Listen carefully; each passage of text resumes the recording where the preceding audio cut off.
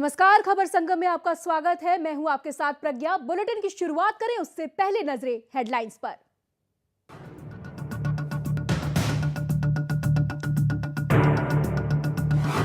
संसद के बजट सत्र की कार्यवाही आज से हुई शुरू। राष्ट्रपति प्रणब मुखर्जी के अभिभाषण के साथ हुई संसद के बजट सत्र की शुरुआत।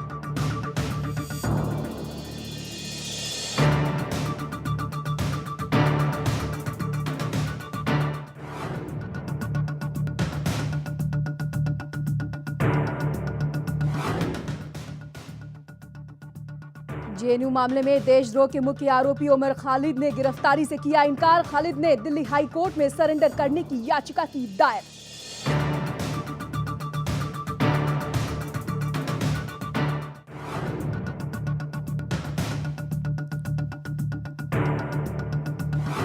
आरक्षण की याद में जले हरियाणा में थमा जाट आंदोलन। सड़क यातायात की हुई शुरुआत तो रेल यातायात अभी भी बाधित।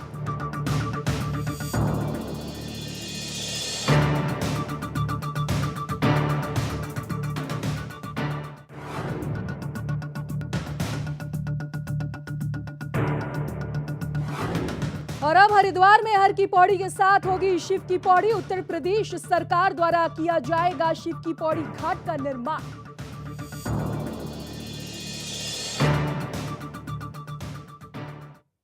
तो चलिए बुलेटिन की शुरुआत करते हैं इस वक्त की सबसे अहम खबर के साथ और आपको बता दें कि आज से शुरू हो गया है बजट सत्र। जी हां, आज से संसद के बजट सत्र की शुरुआत हो गई है। इस वक्त की बड़ी खबर से आपको रूबरू करा दें। आज से बजट सत्र की शुरुआत हो गई है।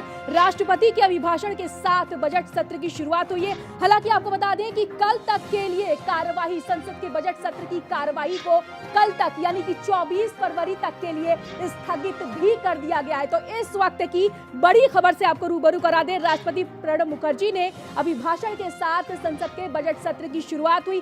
दोनों सदनों को एक साथ राष्ट्रपति प्रणब मुखर्जी ने संबोधित किया। इसी के साथ ही आपको यह भी बता दें कि सरकार की कई योजनाओं के बारे में राष्ट्रपति प्रणब मुखर्जी ने अपने अभिभाषण में बताया। किस तरह से प्रधानमंत्री की कई योजनाएं साकार हुई साल 2015 में और साल 2016 में क्या कुछ योजनाएं सरकार की हैं, इससे भी राष्ट्रपति प्रणब मुखर्जी ने अवगत कराया। तो इस वक्त की बड़ी खबर से आपको रूबरू करा दें। राष्ट्रपति के अभिभाषण के साथ ही संसद के बजट सत्र की शुरुआत हो गई है। हालांकि संसद के बजट सत्र को कल तक के लिए यानी कि 24 फरवरी के लिए स्थगित जरूर कर दिया गया है।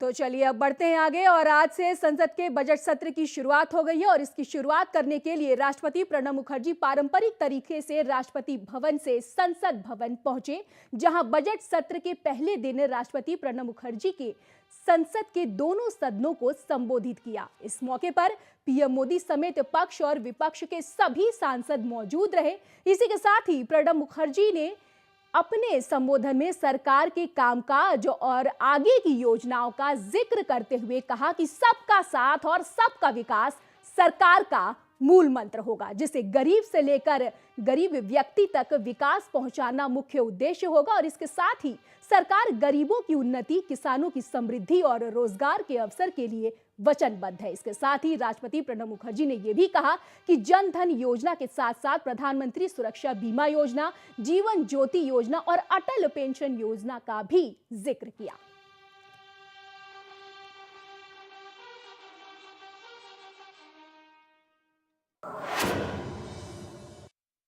My government has placed great emphasis on food security, housing for all, and subsidies that reach those who need them the most when they need them the most. Last year, I had spoken of the ambitious Pradhan Mantri Jan Dhan Yojana. Today, I am proud to say that it is the world's most successful financial inclusion programs. Under the program, out of over 21 crore accounts opened, 15 crore accounts are operational with an aggregate deposit of over rupees 32,000 crores. The program has gone beyond mere opening of bank accounts to becoming a platform for poverty eradication by offering basic financial services and security to the poor.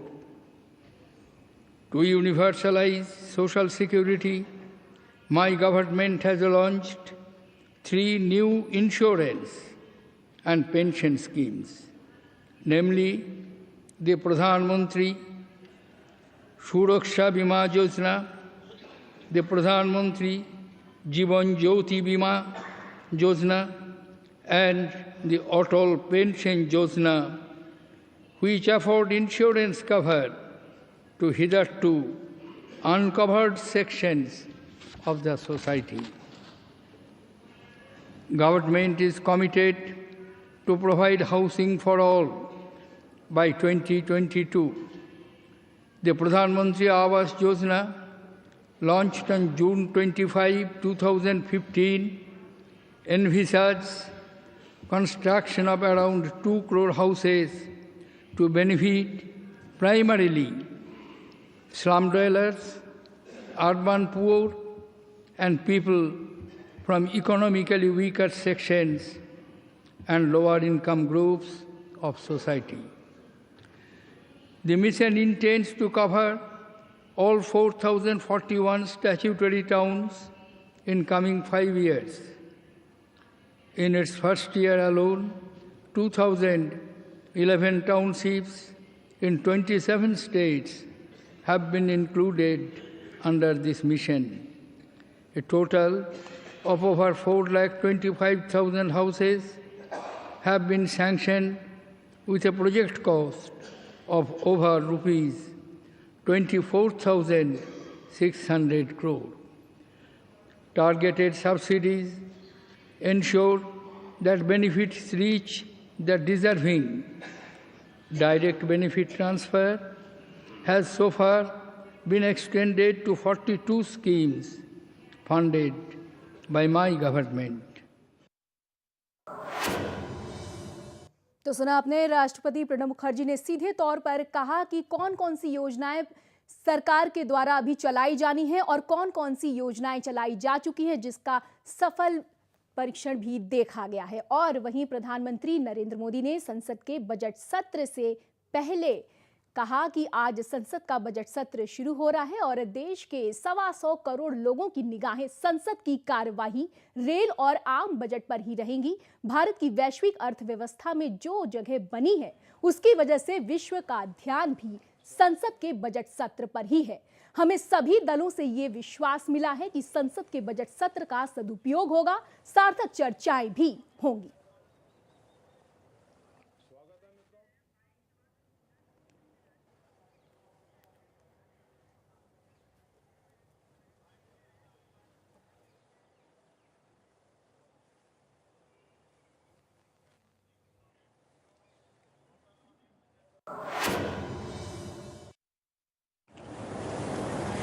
आज संसद का budget सत्र प्रारंभ हो रहा है। देश के 125 करोड़ देशवासियों की निगाहें संसद पर, संसद की कार्यवाही पर, रेल एवं जनरल बजट के पर केंद्रित है। आज भारत की वैश्विक अर्थव्यवस्था में जो स्थिति बनी है, उसके कारण विश्व का ध्यान भी भारत के इस बजट सत्र पर है। और चलिए सीधे रुख करते हैं राज्यसभा का। Shri A.B. Bardhan, Shri Mufti Mohammad Sayeed, Shri Kapil Verma, professor M. Sankaralingam, Shrimati Mrinalini Sarabhai and Dr. Balram Jakar. I request members to rise in their places and observe silence as a mark of respect to the memory of the departed.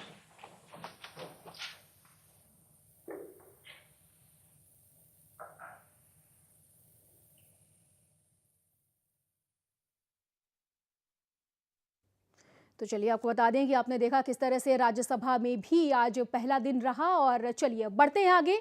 अब आपको बताते हैं कि संसद के पिछले सत्र में क्या कुछ कामकाज हुआ। आपको बता दें कि 23 दिसंबर 2015 को खत्म हुआ शीतकालीन सत्र भी हंगामे की भेंट चढ़ गया। जी हां, शीतकालीन सत्र भी पूरी तरह से हंगामे की भेंट चढ़ गया। राज्यसभा में कामकाज के निर्धारित 112 घंटों में से मात्र 55 घंटे बर्बाद हो गए। जी हां, 112 घंटे में से 55 घंटे बर्बाद हो गए। ये बहुत सोचने वाली बात है। इसी के साथ आपको ये भी बता दें कि लोकसभा के कामकाज के निर्धारित 114 घंटों में से 1 घंटे ज्यादा काम जरूर हुआ, लेकिन साल 2015 में चले संसद के सत्र में लोकसभा में 140% प्रोडक्टिविटी के साथ मात्र 14 बिल ही पास हो सके। इसी के साथ राज्यसभा में 46% प्रोडक्टिविटी के साथ मात्र 9 बिल ही पास हो पाए। ये बहुत अचरज की बात है कि मात्र 9 बिल ही राज्यसभा में पास हो पाए। कई अहम बिल अभी भी लोकसभा से निकलकर राज्यसभा में लंबित पड़े हुए हैं।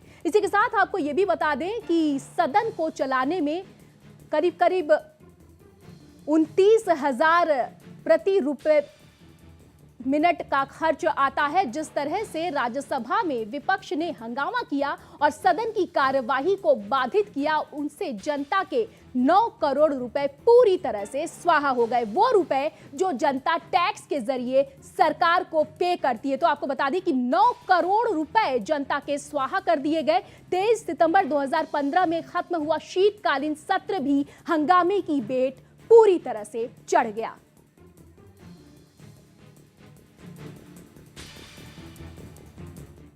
और ज्यादा जानकारी के लिए हमारे वरिष्ठ सहयोगी इस वक्त सत्येंद्र भाटी हमारे साथ लाइव जुड़े हुए हैं। सत्येंद्र, क्या लगता है आपको, इस बार जो लंबित पड़े हुए बिल है वो पास हो पाएंगे या पिछली बार की तरह इस बार भी हंगामे की भेंट चढ़ जाएगा ये बजट सत्र? बिल्कुल, देखिए निश्चित तौर पर एक बड़ा चुनौती है सरकार के सामने के जिस तरह से कई अहम मुद्दे हैं जिन पर विपक्ष ने पूरी तरह से प्रज्ञा संसद में सरकार को घेरने की रणनीति अपनी तैयार कर ली है। और अगर मैं हाल ही के वाकयाओं की बात करूं तो सबसे अहम गर्माता हुआ मामला जेएनयू का है। उसके अलावा हरियाणा में जिस तरह से जाट आरक्षण को लेकर आंदोलन हुआ, काफी ज्यादा उग्र आंदोलन वहां पर देखा गया। और उसके बाद अगर मैं बात करूं जो सबसे चर्चित कांड रहा था वो रहा था हैदराबाद यूनिवर्सिटी के दलित छात्र के हत्या का मामला। उसको लेकर काफी ज्यादा राजनीति हो गई थी। कांग्रेस उपाध्यक्ष राहुल गांधी ने 2 दफा दौरा वहां का किया था और मुख्य रूप से वहां पर एक अहम एजेंडा बनाया था कि किसी भी तरीके से जब सदन की शुरुआत होगी, बजट सत्र आएगा तो उस दौरान सरकार को घेरा जाएगा। तो इस तरह की रणनीति विपक्ष पूरी तरह से बना चुका है। लेकिन उसको देखते हुए इतना सब कुछ होने के बावजूद भी सरकार ने पहले, यानी कि सदन की कार्रवाई आज से शुरू हुई है, लेकिन उससे पहले लगातार सर्वदलीय बैठकें की और सभी दलों से ये बातचीत की कि आखिरकार किस तरह से सदन की कार्रवाई को सुचारू रूप से चलाना है, क्योंकि सदन की कार्रवाई चलाने के लिए जिम्मेदारी मुख्य रूप से सरकार की होती है। लेकिन अगर विपक्ष वहां पर सहयोग करता हुआ नजर ना आए सरकार का, तो सदन की कार्रवाई बाधित हो जाती है और उससे जो जनता से जुड़े हुए कई महत्वपूर्ण बिल होते हैं वो फंस जाते हैं, वो पास नहीं हो पाते और कुल मिलाकर घाटा देश का होता है। जी बिल्कुल, आपसे ये भी जानना चाहूंगी कि जीएसटी बिल के अलावा और कौन से ऐसे बिल हैं जो अभी भी राज्यसभा में लंबित पड़े हुए हैं, क्योंकि लोकसभा में तो बिल निकल जाते हैं लेकिन राज्यसभा में कहीं ना कहीं सरकार के लिए पेच अड़ जाती है।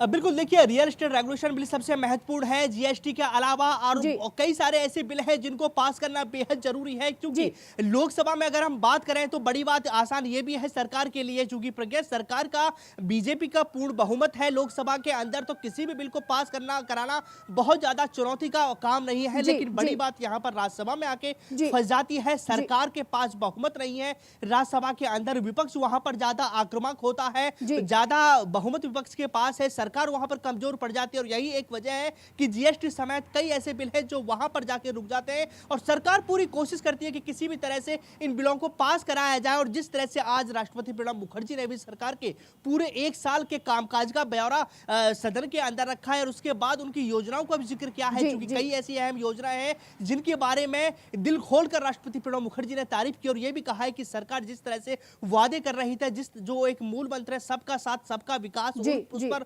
खरी उतरती हुई सरकार नजर आ रही है। और बड़ी बात यह भी कह दी उन्होंने कि तकरीबन 62 लाख लोगों ने सब्सिडी छोड़ी। और ये एक अच्छी पहल है कि इससे पहले सरकार ने कभी कोशिश नहीं की थी कि लोगों को सब्सिडी छुड़ाया जाए, लेकिन यहां पर बड़े ही प्यार से प्रेम के साथ 62 लाख लोगों ने सब्सिडी छोड़ दिया। उसके अलावा यहां पर यह भी कहा गया है कि सरकार हर एक व्यक्ति को घर देने के लिए भी वचनबद्ध है और हर गांव तक बिजली देने के लिए भी वो पूरी तरह से लेकिन क्या जी बिल्कुल, लेकिन क्या लगता है आपको, क्योंकि विपक्ष पूरी तरह से रणनीति बना चुकी है कि सरकार को जेएनयू मुद्दे पर और सीधे तौर पर जो जाट आंदोलन अभी हुआ है उस मुद्दे पर सरकार को घेरना है, तो क्या लगता है इस बार की जो सत्र है हमारा, जो बजट सत्र शुरू होने वाला है, कायदे से कहा जाए कि बजट सत्र की कायदे से शुरुआत तो कल ही होगी, क्योंकि आज अभी तो स्थगित कर दी गई है, तो क्या लगता है कल क्या कुछ देखने को मिल सकता है, क्या उम्मीद जताई जा सकती है, कल किस तरह का नजारा हमें देखने को मिलेगा सदन के अंदर?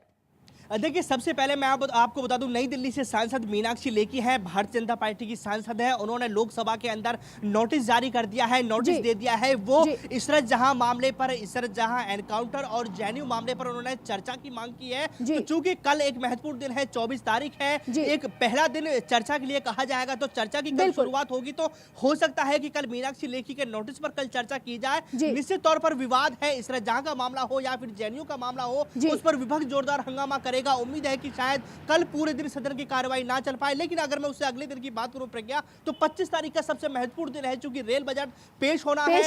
रेल बजट पेश करेंगे, पूरे देश की निगाहें रेल बजट से जुड़ी हुई है कि आखिरकार प्रभु के बजट में क्या कुछ निकलता है, नई ट्रेनों की सौगात मिलती है या फिर कुछ नई सुविधाओं का वो जिक्र करते हैं कि पिछली बार जब पहला बजट सुरेश प्रभु ने किया था तो सुविधाओं का तो जिक्र किया था, लेकिन किसी भी नई ट्रेन का ऐलान नहीं किया था। और जिस तरह से, जिस उम्मीद के साथ नरेंद्र मोदी ने उनको रेल मंत्री बनाया था, उनकी भी उम्मीद है उनसे काफी ज्यादा है अभी। जी बिल्कुल, बहुत बहुत शुक्रिया सत्येंद्र इन तमाम जानकारी के लिए। तो आपको बता दें कि फिलहाल आज तो संसद की कार्यवाही को स्थगित कर दिया गया है, लेकिन कल बहुत ही महत्वपूर्ण दिन होगा। कल ये देखना होगा कि संसद के दोनों सदनों की कार्यवाही सुचारू रूप से चलती है या नहीं। चलिए और अब बढ़ते हैं आगे, और अब आगे बात करते हैं जेएनयू मामले से जुड़ी। जी हां, जेएनयू में देश विरोधी नारेबाजी करने के आरोप में उमर खालिद की गिरफ्तारी अभी तक नहीं हो सकी है। एक तरफ जहां दिल्ली पुलिस विश्वविद्यालय कैंपस के बाहर तैनात है, तो वहीं दूसरी तरफ उमर खालिद ने दिल्ली हाई कोर्ट में सरेंडर करने की याचिका भी दायर कर दी है, जिसमें उसने अपनी सुरक्षा की भी मांग की है।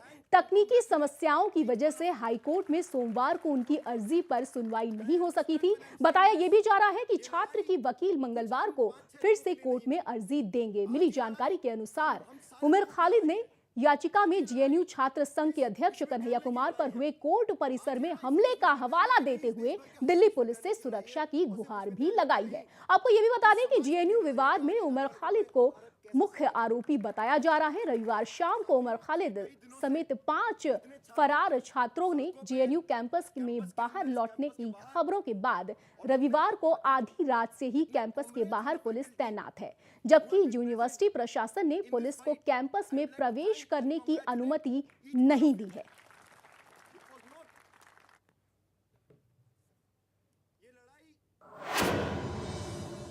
तो चलिए रुकते हैं एक बहुत छोटे से ब्रेक के लिए। ब्रेक के उस पार भी खबरें जारी रहेंगी, बने रहिए खबर संगम के साथ।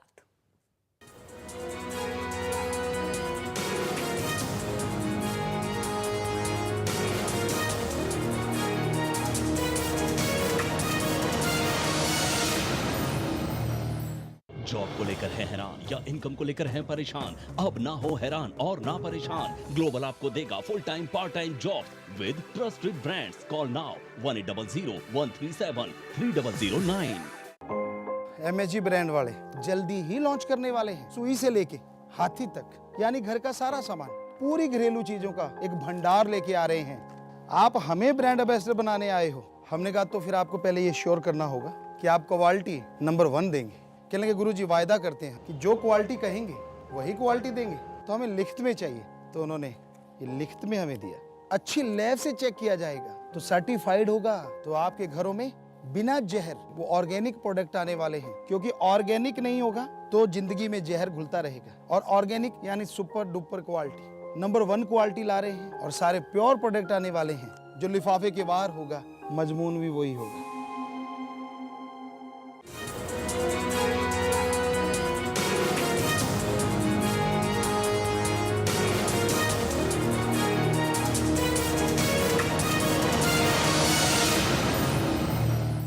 चलिए देखिए, ब्रेक के बाद आपका स्वागत है। हरियाणा में जाट आंदोलन की आग अब धीरे धीरे ही सही लेकिन बुझने जरूर लगी है। जी हां, अब हरियाणा में प्रदर्शनकारियों ने जाट आंदोलन वापस लेने का ऐलान कर दिया है। आपको बता दें कि जहां इस आंदोलन की शुरुआत सांपला से हुई थी, तो वहीं से आग के बुझने की भी शुरुआत सांपला से ही हुई है, जहां आंदोलनकारियों ने सरकार की बात मान ली है और आखिरकार आंदोलन खत्म हो गया है। और वहीं दिल्ली चंडीगढ़ NH1 समेत सभी रास्ते खोल दिए गए हैं, जिससे हाईवे बंद होने की वजह से बीच रास्ते में फंसे यात्रियों को भी राहत जरूर मिल गई है और अब धीरे धीरे हालात सामान्य होते नजर आ रहे हैं। आपको ये भी बता दें कि हरियाणा में जाट आरक्षण को लेकर शुरू हुए आंदोलन के बाद जहां गृह मंत्री राजनाथ सिंह ने खाप और जाट पंचायतों के नेताओं की बैठक की, तो वहीं बीजेपी महासचिव और हरियाणा प्रभारी अनिल जैन ने घोषणा की कि केंद्र सरकार जाट समुदाय को आरक्षण देने के लिए तैयार हो गई है। आरक्षण को लेकर संसदीय कार्य मंत्री वेंकैया नायडू के नेतृत्व में उच्च स्तरीय समिति बैठक भी बुलाई गई, जो सरकारी नौकरियों में इस समुदाय के आरक्षण की मांग पर गौर करेगी। इस बीच समिति की घोषणा के बाद जाट प्रदर्शनकारियों ने राज्य के कई हिस्सों से लौटना भी शुरू कर दिया है, तो निश्चित तौर पर ये एक अच्छी पहल है और स्थिति सामान्य होती नजर आ रही है। कहा यह भी जा सकता है कि आरक्षण को लेकर सरकार द्वारा उच्च स्तरीय समिति भी बनाए जाने के फैसले को आंदोलनकारियों ने मान लिया है और अब सरकार के इस बात का असर हरियाणा में साफ साफ नजर आने लगा है। तो जो पिछले कई दिनों से हरियाणा जाट आंदोलन की आग में जल रहा था, कहीं ना कहीं अब वो आग शांत होती दिखाई दे रही है।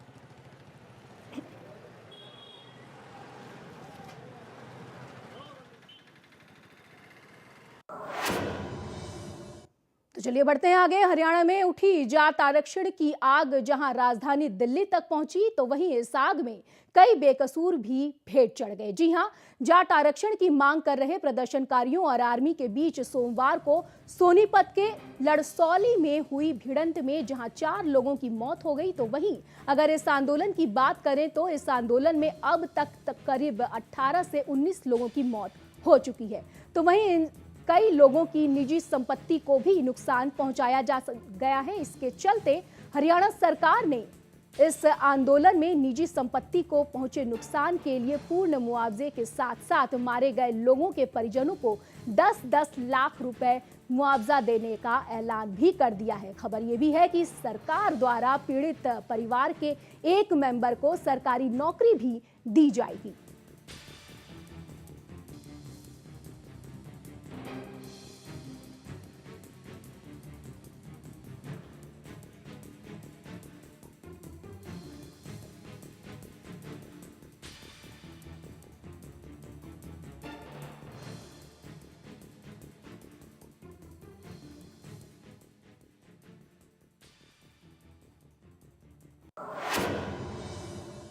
तो चलिए बढ़ते हैं आगे। और देश की सुरक्षा के लिए हमेशा हमारे जवान अपने प्राणों की आहुति देते हैं। वहीं जम्मू कश्मीर के पंपोर जिले में हुए आतंकी हमले में एक और जवान कैप्टन पवन खड़कर शहीद हो गए हैं। शहीद कैप्टन पवन खड़कर को उनके पैतृक गांव बधाना में पूरे राजकीय सम्मान के साथ अंतिम विदाई दी गई। शहीद कैप्टन पवन खड़कर को हरियाणा के कृषि मंत्री OP धनखड़, वित्त मंत्री कैप्टन अभिमन्यु और बीजेपी के प्रदेश अध्यक्ष सुभाष बराला और जींद यूनिवर्सिटी के vice chancellor major general Ranjit Singh सहित कई लोगों ने पुष्प अर्पित कर अंतिम विदाई दी। देश का ये लाल न सिर्फ शहीद हुआ बल्कि देश प्रेम की एक बड़ी मिसाल छोड़कर चला गया।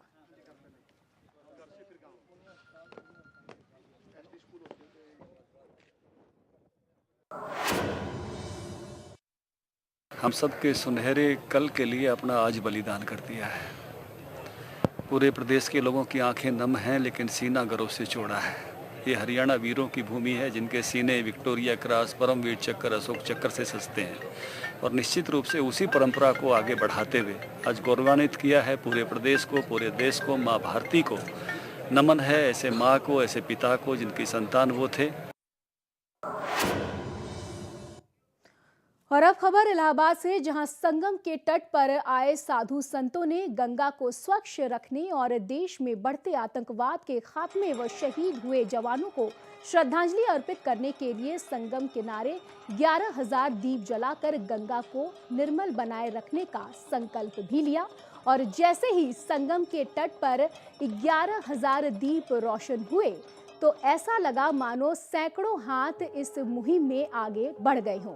संगम किनारे दीपों से रोशनी फैलाने आए महेशाश्रम ने कहा कि गंगा हमारी माँ है और इसे साफ सुथरा रखना हम सबका परम कर्तव्य और धर्म भी है। आपको बता दें कि गंगा किनारे सहस्त्र ज्योति दान की परंपरा हर साल संगम के माघ मेले में आने वाले संत महात्माओं के द्वारा निभाई जाती है।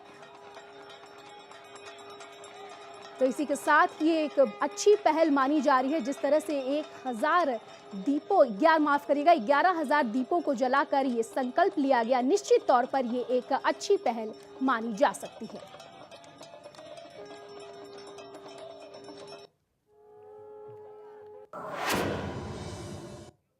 और अब खबर तीर्थ नगरी हरिद्वार से, जहां अब हर की पौड़ी के साथ ही शिव की पौड़ी भी होगी। जी हां, आपको बता दें कि उत्तर प्रदेश सरकार द्वारा शिव की पौड़ी घाट का निर्माण भी पूरी तरह से हर की पौड़ी की तर्ज पर ही किया जाएगा। आपको ये भी बता दें कि माघ पूर्णिमा के अवसर पर हरिद्वार पहुंचे यूपी के सिंचाई मंत्री शिवपाल सिंह यादव ने शिव की पौड़ी का शिलान्यास किया और कहा कि यात्रियों को स्नान करने के लिए घाटों की कमी पड़ती है और इसी को ध्यान में रखकर इसका निर्माण करवाया जा रहा है।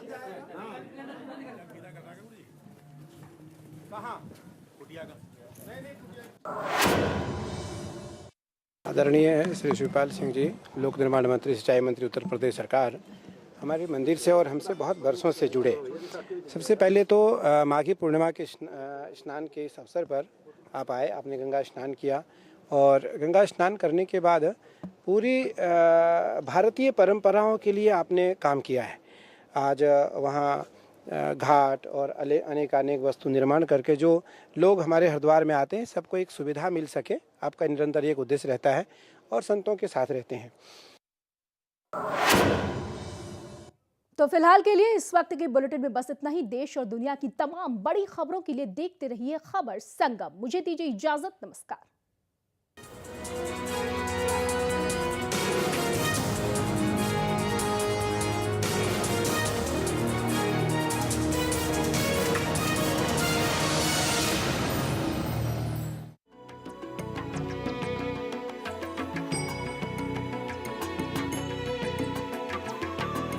सर्वधर्म संगम, धर्म के सच्चे प्रहरी।